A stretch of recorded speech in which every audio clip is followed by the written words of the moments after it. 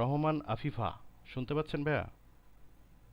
জি, শুনতে পারছি। জি আপু বলেন। আচ্ছা, আসসালামু আলাইকুম। ওয়ালাইকুম আমার আসসালাম। নাম হচ্ছে আফিফা রহমান খান। জি। আমি হচ্ছে মোহাম্মদপুর এ থাকি, ঢাকার। আর আমি পড়াশোনা করছি হচ্ছে ইডেন মহিলা কলেজে সাইকোলজি ডিপার্টমেন্টে। আমার থার্ড ইয়ার ফাইনালসটা দিলাম। এখন ফোর্থ ইয়ারে উঠবো, আমাদের ভাইবা আর হচ্ছে প্র্যাকটিক্যালটা শেষ হলে। আর ডিজিটাল মার্কেটিং এ আমার শিখার ইচ্ছা, কারণ আমি বেশিরভাগ সময় হচ্ছে বাসায় বসে বসে থাকি, কোনো কিছু মানে প্রোডাক্টিভ কিছু করছি না, বাসায় বসে থাকাই হচ্ছে।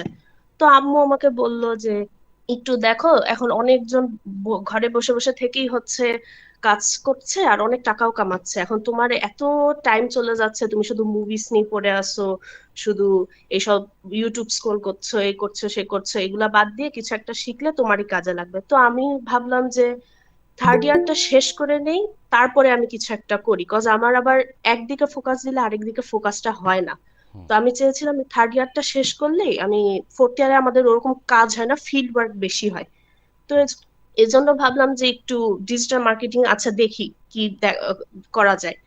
তো এরকম সার্চ স্ক্রোল করতে করতে ফেসবুকে দেখলাম যে ইঞ্জিনিয়ার্স একাডেমির একটা পোস্ট, তারপরে ভাবলাম আচ্ছা এখানে নারীদের নিয়ে বুট ক্যাম্প সেশন হচ্ছে, আচ্ছা জয়েন করি দেখি কি হয়। তো যেহেতু এজন্য আম্মু এখানে বলল। আছি। জি।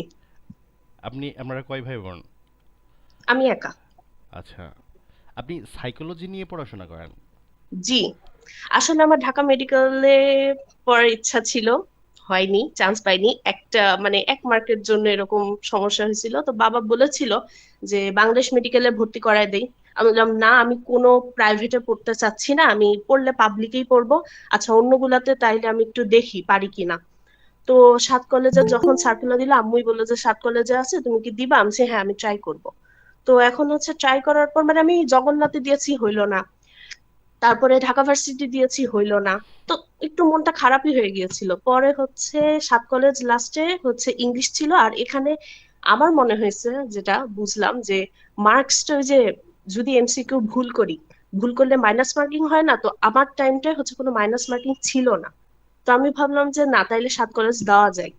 তো আমি দিলাম, দিয়ে তারপরে ওয়েট করছি, দেখলাম যে হয়ে গিয়েছে। তো হয়ে গিয়েছে, আমি আবার ইংলিশে পরীক্ষা দিয়েছিলাম।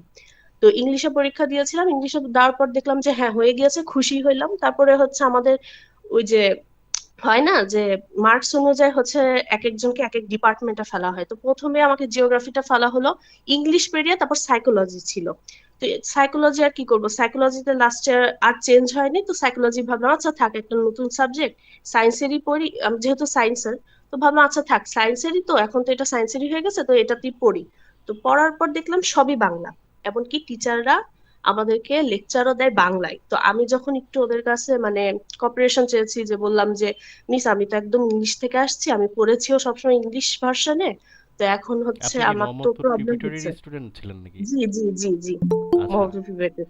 তো আচ্ছা। এখন মিস আমাকে সেভাবে হেল্প করেনি আসলে। জি ওকে। জি, অনেক আমরা বেশি, নেক্সট তবে আমার পার্সনে। হিউম্যান মাইন্ড জানতে বুঝতে অনেক ভালো লাগে আসলে, যতটা মানে আমার খুবই অ্যাবস্ট্রাক্ট ইন্টারেস্টিং। থিঙ্কিং করতে বেশি পছন্দ। ওকে ওকে আফিফা আপু, থ্যাংক ইউ।